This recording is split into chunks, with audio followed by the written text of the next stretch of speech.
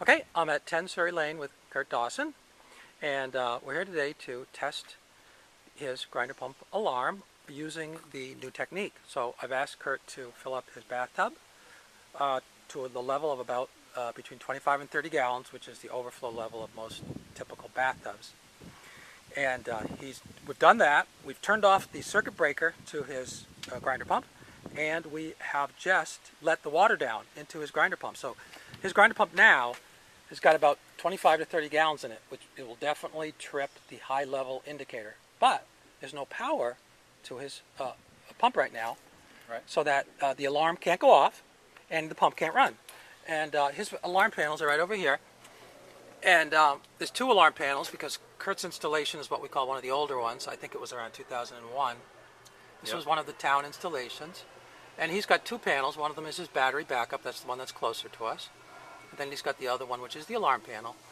And we can see that neither of the lights are on. Now, the battery backup panel, which is closer to us, has a battery in it. But because that battery's never been replaced, and this is now 13 or 14 years old, that system is not working, and that light will not come on.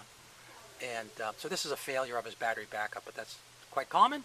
And we also have learned by talking with Kurt that the battery backup has actually been bypassed, as we've seen on other systems, because when the battery backup system electronic components in that box fail, they can actually prevent the normal alarm from working. So it's actually a good idea, once it gets old like this, to actually bypass it rather than try to use it. And that's what we have here. So that's why, even though this is a failure on his battery backup unit, it's not a tremendous problem. We also know that I asked Kurt about whether or not he had any plumbing in his basement. And what's the answer to that, Kurt? No, there's no plumbing in the basement that could result in a backup in the basement itself. I guess what I should say is there's no drain in Kurt's basement. So this is an example where this house really cannot be backed up. Now, Kurt, you said you did have a failure here where you did have an overflow onto your lawn, right? Yeah, we came out one day and it was just coming out around the edge of the pump here and just kind of draining off down into the grass. So that was the extent of the backup, if you will. Yep. And so we shut everything off at that point and ended up having to replace the pump after about 12 years. Okay, why don't you go over to your garage and turn on the circuit breaker. All right. For the grinder pump. All right. Okay. And when Kurt throws that breaker, his regular alarm should go on, and the pump should start running. Kurt had this inspected in December, late last year, and he was at the inspection, and the alarm was working, so that this shouldn't be a problem.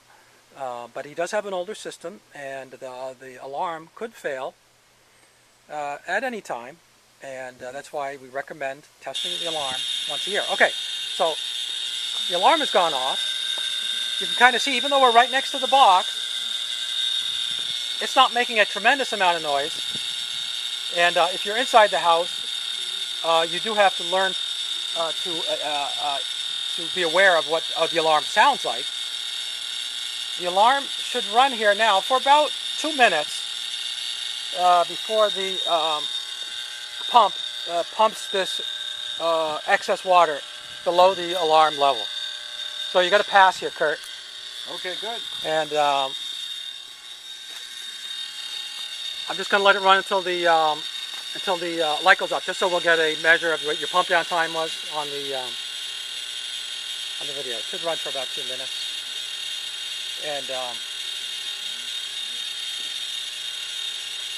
yeah, this test is the cost to run this test is just the cost of the water. For people that have had a backup, or for people that have drains in their basement, this test is a surefire way to prevent having a backup, because it's the alarm that is going to prevent a backup in your house or in your basement, if you have drains in your basement.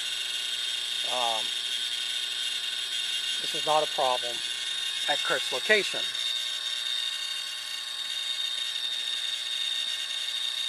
Anything else you'd like to say? How did your inspection go? Very good, very good.